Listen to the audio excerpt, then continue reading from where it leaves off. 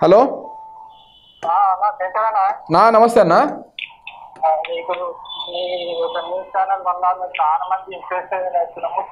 Thank you అన్న.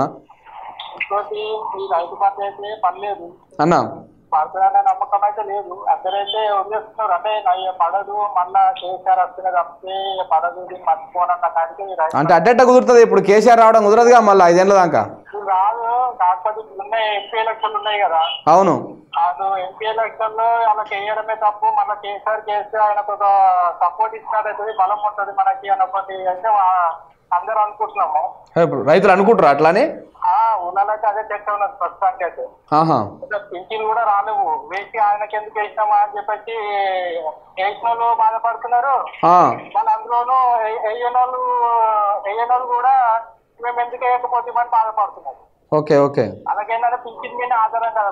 అవునవునవును, pension మీద ఆధారం. అవును. ఇంకోటి ఏదైతే రుణమాఫీ ఉన్నదో, ఇప్పుడు రుణమాఫీ గురించి కూడా రాస్తున్నారు మరి పేపర్లలో. వెలుగు పేపర్ రాసింది పెద్దగా రాసేది కానీ రుణమాఫీ జరుగుతుంది అనేది అసలు నమ్మకం కూడా లేదు ప్రజల్లో. ఎందుకంటే ఇవ్వేయని వాళ్ళు గవ్యం ఇస్తారు అని ఒకటి అయితే ఉన్నది. ఓకే. ఇంకోటి మొన్న ఏదో మన ప్రజాపాలన అని పేపర్లు ఇచ్చింది. అందరిలో టెన్షన్ ఏముందంటే కొంతమంది అకౌంట్ నెంబర్ పాస్బుక్ తీసి కూడా పెట్టేసింది. అమ్మ అసలు కేసరి వస్తుంది కథ.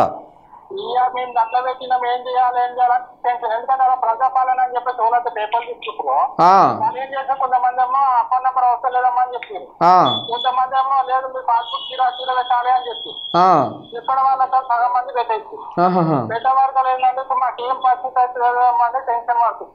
Okay okay.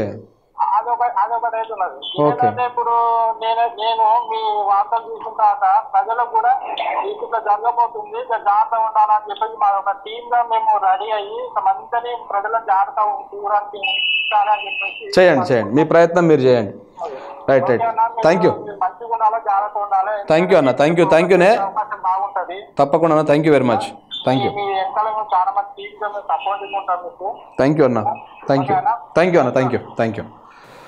సో ఇది ఇంకా మూసేద్దాం మిత్రులారా. ఇక కాల్స్ మూసేద్దాం కాసేపు, ఎందుకంటే ఇక అయిపోయింది అనమాట. ఇంకా మాట్లాడితే మన రైతాంగం తెలంగాణ వ్యాప్తంగా ఉన్నటువంటి వాళ్ళు చేస్తూనే ఉంటారు ఫోన్లు ఇక. సో కాబట్టి ఈ విధంగా జరుగుతూ ఉంది మిత్రులారా. రుణమాఫీ గురించి రైతులు ఎవ్వరు కూడా వాళ్లకు నమ్మకం లేదు. ఈ పేపర్లు మాత్రమే రాసుకుంటున్నాయి. ఇట్లా ఈ పేపర్లు మాత్రం ఎందుకు రాస్తున్నాయి అంటే ఇవి రేపు ఎన్నికలు ఉన్నాయి కాబట్టి, పార్లమెంట్ ఎన్నికలు ఉన్నాయి కాబట్టి ఇంకొక 2 నెలల్లో రైతాంగం మళ్ళీ ఓట్లు వేయాలి. ఎవరికి వేయాలి? కాంగ్రెస్ పార్టీకి మళ్ళీ ఓట్లు వేయాలంటే ఇట్లాంటి వార్తలు రాయాలన్నమాట. ఇట్లా రుణమాఫీ ఒకేసారి చేస్తున్నాడు, పాసిబుల్ కాకపోయినా ఒక కార్పొరేషన్ ఏర్పాటు చేస్తే ఈ కార్పొరేషన్ కథ వేరేది. ఇంకా ఇది కూడా ఒక్క నిమిషం మీకు వివరిస్తా. ఇంతకుముందుకు నేను ఒకసారి వివరించిన, మళ్ళీ చెప్తా. ఈ రుణమాఫీ ఎట్లా చేద్దాం అనుకుంటున్నాయా అంటే ఈయన కొత్తగా జేబులోకి వెళ్ళి ఏం తీసుకురాడు. అయితే అప్పు తేవాలి. అప్పు ఎంత తేవాలి?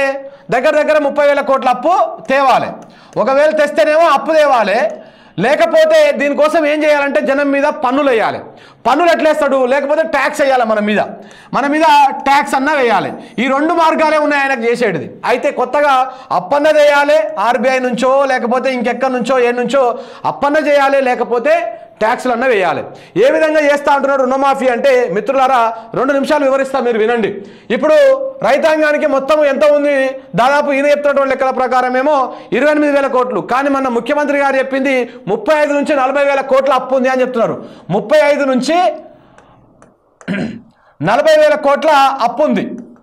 40,000 కోట్ల అప్పు రైతాంగానికి 2 లక్షల రుణమాఫీ, 2 లక్షల వరకు ఉన్నటువంటి లెక్కేసుకుంటే మరి ఇది అప్పు చేయాలంటే ఇది తీర్చాలంటే ఇంత డబ్బు కావాలి. ఒకేసారి అప్పు అంతా తెచ్చేటువంటి పరిస్థితి లేదు. లేదనుకుంటే ప్రభుత్వ భూములు అమ్మాలి, లేకపోతే ప్రభుత్వ ఆస్తులు అమ్మాలి. సో అవి కాకపోతే ఈయన ఏం చేయాలంటే దీని మీద ఒక కార్పొరేషన్ ఏర్పాటు చేద్దామని చూస్తున్నాడు.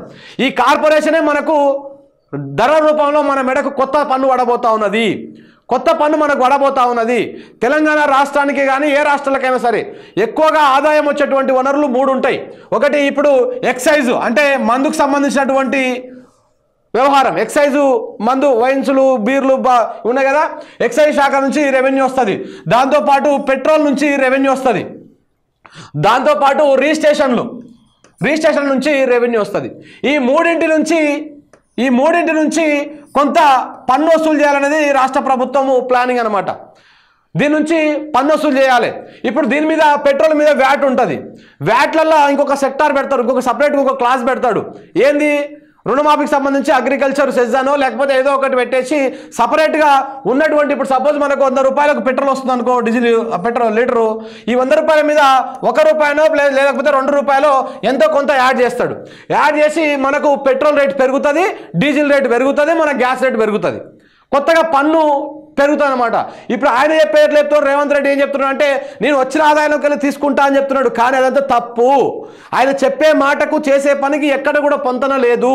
ఎందుకంటే ఆయన పిసిసి అధ్యక్షునిగా ఉన్నప్పుడు చెప్పినటువంటి మాటలు, ఆయన ముఖ్యమంత్రి అయినాక చెప్పినటువంటి మొదటి రోజు చెప్పిన మాటలకు ఇప్పటికీ చాలా డిఫరెన్సెస్ ఉన్నాయి, చాలా తేడాలు ఉన్నాయి. ఆయన ఒకరోజు ఒక మాట చెప్తాడు, నెక్స్ట్ రోజు నేను అది చెప్పలేదంటాడు, లేకపోతే దానికి విరుద్ధంగా మాట్లాడతాడు. సో అట్లనే ఈయన ఏం చేస్తాడంటే ఇప్పుడు ఈ ఎక్సైజ్ అంటే మందు మీద కానీ లేదనుకుంటే పెట్రోల్ డీజిల్ మీద కానీ లేదనుకుంటే రిజిస్ట్రేషన్ల మీద కానీ పన్నులు పెరిగేటువంటి అవకాశం ఉంది.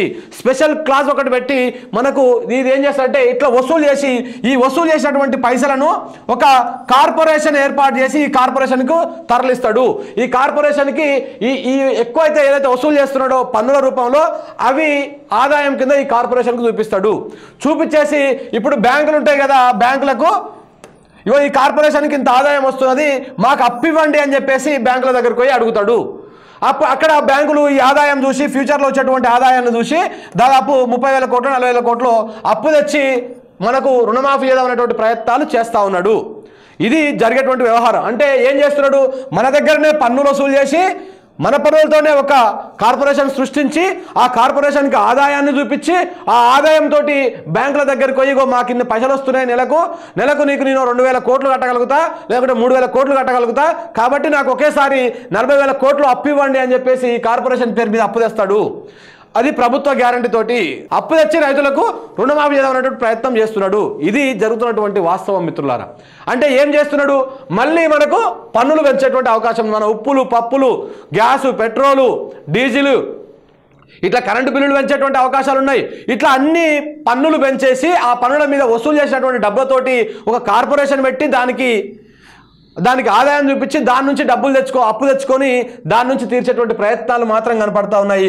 ఇది అటు తిరిగి మళ్ళీ మన మీదనే పన్నుల భారం మోపేటువంటి అవకాశాలు కనపడతా ఉన్నాయి.